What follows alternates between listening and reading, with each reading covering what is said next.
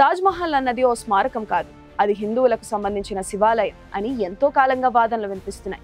ఈ వివాదంపై కోర్టుకు కూడా వెళ్లడం జరిగింది. తాజ్మహల్ లోపల గదుల్లో హిందూ విగ్రహాలున్నాయని ఇక్కడ హిందుత్వవాదులు గాఢంగా నమ్ముతారు. ఇప్పుడు అదే వాదం తాజ్మహల్ అస్తిత్వంపై పలు అనుమానాలు కలిగేలా చేస్తున్నాయి. ఉత్తరప్రదేశ్ రాష్ట్రంలోని ఆగ్రాలో ఉన్న తాజ్మహల్ ప్రపంచంలోని 7 వింతల్లో ఒకటి. మొఘల్ చక్రవర్తి అయిన షాజహాన్, ముంతాజ్ ప్రేమకు చిహ్నంగా తాజ్మహల్ గురించి చెప్పుకుంటారు. అయితే ఈ తాజ్మహల్ ఆయన భార్య ముంతాజ్ స్మారకం కాదని, ఒకప్పటి హిందూ దేవాలయం అన్న ప్రచారం ఇప్పుడు జోరందుకుంటుంది. ఈ నేపథ్యంలో దాని గుట్టు విప్పాలంటూ అలహాబాద్ హైకోర్టులో ఓ పిటిషన్ కూడా దాఖలైంది. 4 అంతస్తుల తాజ్మహల్లోని కింద 2 అంతస్తుల్లోనూ ఉన్న గదుల్లో సుమారు 22 గదులను శాశ్వతంగా మూసేశారు. తాజ్మహల్లో తాళం వేసి ఉన్న 22 గదుల తలుపులను ఆర్కియలాజికల్ సర్వే ఆఫ్ ఇండియా ఆధ్వర్యంలో తెరిపించాలని పిటిషన్దారులు కోరుతున్నారు. అలహాబాద్ హైకోర్టు లక్నో బెంచ్ లో దాఖలైన ఈ పిటిషన్ మేరకు ఈ గదుల్లో హిందూ దేవతల విగ్రహాలు ఉన్నాయో లేదో తెలుసుకోవడానికి మూసి ఉన్న గదుల తలుపులు తెరవాల్సి ఉంటుంది. ఇందుకోసం ఓ కమిటీ వేసి సదరు గదుల్లో ఏముందో బయట పెట్టాలని పిటిషన్ డిమాండ్ చేసింది. ఈ కమిటీ నివేదికను కోర్టుకు సమర్పించేలా, కోర్టు సమక్షంలోనే ఆ నివేదికను బహిర్గతం చేసేలా ఆదేశాలు జారీ చేయాలని పిటిషన్దారులు కోరుతున్నారు.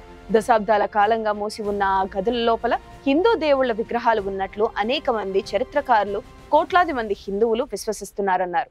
ఆ గదుల్లోనే పరమేశ్వరుడు కొలువుదీరి ఉన్నారని నమ్ముతున్నట్లు పిటిషనర్ కోర్టుకు తెలిపారు. మొఘల్ చక్రవర్తి షాజహాన్ నిర్మించిన తాజ్మహల్ అని చాలా మంది చరిత్రకారులు విశ్వసిస్తున్నప్పటికీ కొన్ని హిందూ సమూహాలు ఇప్పటికీ ఈ నిర్మాణాన్ని శివుడు తేజో మహాలయంగా విశ్వసిస్తున్నారని కోర్టుకు గుర్తు చేశారు. భద్రతా కారణాల వల్లే ఆ గదులను మూసిస్తున్నట్లు ఆగ్రాలోని పురావస్తు శాఖ ఇచ్చిన నివేదికను సైతం పిటిషనర్ కోర్టుకు సమర్పించారు. ఇన్ని ప్రశ్నల నేపథ్యంలో వాటి గుట్టును విప్పేందుకు కోర్టు ఏ మేరకు ముందుకు వస్తుందో, ఎలాంటి రహస్యాలు బయటకు తేనుందో అన్నది ఆసక్తికరంగా మారింది. గతంలో కేరళలోని పద్మనాభస్వామి దేవాలయం నేలమళిగలో నాగబంధం వేసి ఉన్న 6వ గది రహస్యంలాగే ఇప్పుడు తాజ్మహల్ నేలమాలిగలో గదుల రహస్యం కొనసాగుతుంది. అయితే పద్మనాభస్వామి దేవాలయం కాలానికి తాజ్మహల్ నిర్మాణ సమయపు కాలానికి తేడా ఉంది. సుమారు $70 బిలియన్ ఖర్చుతో జనవరి 1643లో తాజ్మహల్ ను పూర్తి చేసినట్లు రచయిత జాదునాథ్ సర్కార్ తన స్టడీస్ ఇన్ మొఘల్ ఇండియా అనే పుస్తకంలో వెల్లడించారు. కొన్ని అంచనాల ప్రకారం ఆ సమయంలో తాజ్మహల్ నిర్మాణానికి 9.17 కోట్ల రూపాయలు ఖర్చు చేసి ఉండవచ్చని ఆ పుస్తకంలో ప్రస్తావన ఉంది. అయితే స్వతంత్ర అంచనాల ప్రకారం షాజహాన్ తన భార్య ముంతాజ్ కోసం తాజ్మహల్ నిర్మించడానికి 6 శతాబ్దాల క్రితమే $70 బిలియన్ లేదా 916 మిలియన్ అమెరికన్ డాలర్లు ఖర్చు చేసి ఉండవచ్చని చెప్తున్నారు. 21వ శతాబ్దం లేదా ఆ తరువాతి కాలంలో కూడా ఇలాంటి అద్భుతమైన తాజ్ వంటి నిర్మాణాన్ని ప్రపంచంలో ఎక్కడా చూసి ఉండే అవకాశం లేదు. చరిత్ర చెబుతున్న మేరకు 1607లో అప్పటి ప్రిన్స్ షాజహాన్ తన 15 ఏళ్ల వయసులోనే ఖుర్రం ఆర్జమంద్ బాను బేగంతో నిశ్చితార్థం చేసుకున్నాడు. 20 సంవత్సరాల వయసులో షాజహాన్ ఆమెను వివాహం చేసుకున్నాడు. తర్వాత 19 సంవత్సరాల కలిసి జీవించారు.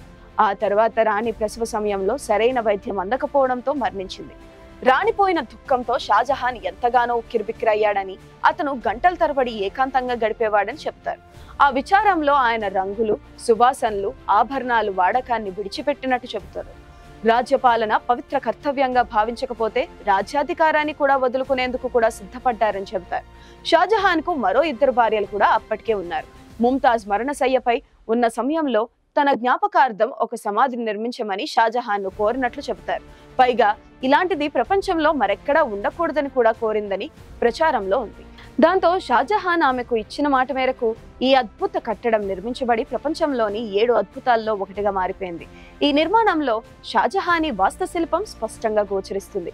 ఇందులో షాఫ్ట్లు, సూక్ష్మ తోరణాలు మొదలైనవి కూడా ఉన్నాయి. సమాధి అనేది సహజమైన అలంకారాలతో కూడిన ప్రధాన భవనంగా చెబుతారు. ఇందులో రాజు సహా రాణి గౌరవార్థం 8 సమాధులు ఉన్నాయి. అతిపెద్ద చాంబర్ పాలరాయితో నిర్మించబడిన జాలి ఇప్పుడు ప్రదర్శన కోసం ఉంచారు. అందమైన తోటలో నిర్మించబడిన ఒక గదిలో శవపేటికలు లోతుగా పాతరేయబడి ఉన్నాయి. వివిధ ప్రాంతాల నుంచి సేకరించిన విలువైన రత్నాలను తాజ్మహల్లో ఉంచారు. ఈ రత్నాల్లో కందహార్ నుండి కార్నెలియన్, సిలోన్ నుండి లాపిన్ లాజులి, ఒనిక్స్, నైలు నది నుండి పటుంజా, బస్రా మరియు ఓర్ముజ్ సముద్రం నుండి బంగారం, జోధ్పూర్ కొండ నుండి ఖాటు, కుమావోన్ కొండ నదుల నుండి అజుబా, మక్రాన్ నుండి మార్బుల్ తెప్పించారు. బస్రా నగరం నుండి బనాస్ నది నుంచి, యమన్ నుంచి, అట్లాంటిక్ మహాసముద్రం నుంచి, గండక్ నది నుంచి బాబా బుదన్ కొండ నుంచి, మసాయి పర్వతం నుంచి, గ్వాలియర్ నది నుంచి నిర్మాణ సామాగ్రి, కిందరాయి, ఇసుక లాంటివి తెప్పించారు. పర్షియా నుంచి జాస్పర్, అసన్ నది నుంచి దలేహానా రాళ్లను కూడా అతి కష్టం మీద తాజ్ మహల్ వరకు తరలించారు. ప్రపంచంలోని గొప్ప గొప్ప భవనాల గురించి తెలుసుకున్నప్పుడు మనకు ఎన్నో ఆసక్తికరమైన విషయాలు తెలుస్తుంటాయి. వాటిపై పరిశోధనలు చేసినప్పుడు మరిన్ని విషయాలు విస్మయానికి గురి చేస్తాయి. నిజానికి ఇస్లామిక్ సంస్కృతి ప్రకారం సమాధులను అలంకరించడానికి అనుమతి లేదు.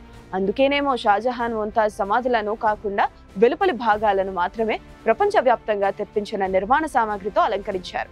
షాజహాన్ భార్య ముంతాజ్ను మొదట బుర్హాన్పూర్లో ఖననం చేసి మృతదేహాన్ని ఆగ్రాలోని తాజ్ మహల్ కు తరలించి నేలమాలిగలో సమాధి చేశారు.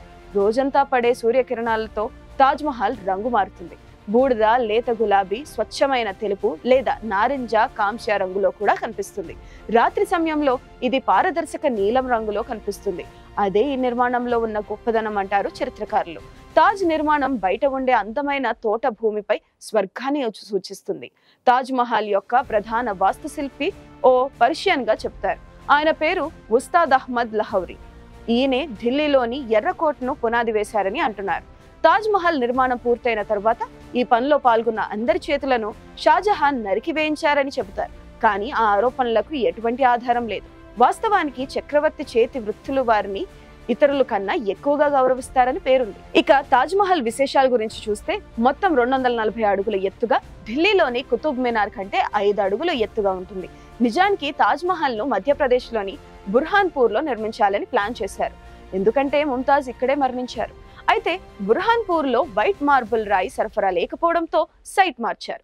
అనంతరం షాజహాన్ గతంలో చేసుకున్న భార్యలను, అభిమాన సేవకులను కూడా తాజ్ వెలుపల ఉన్న సమాధుల్లో ఖననం చేశారు.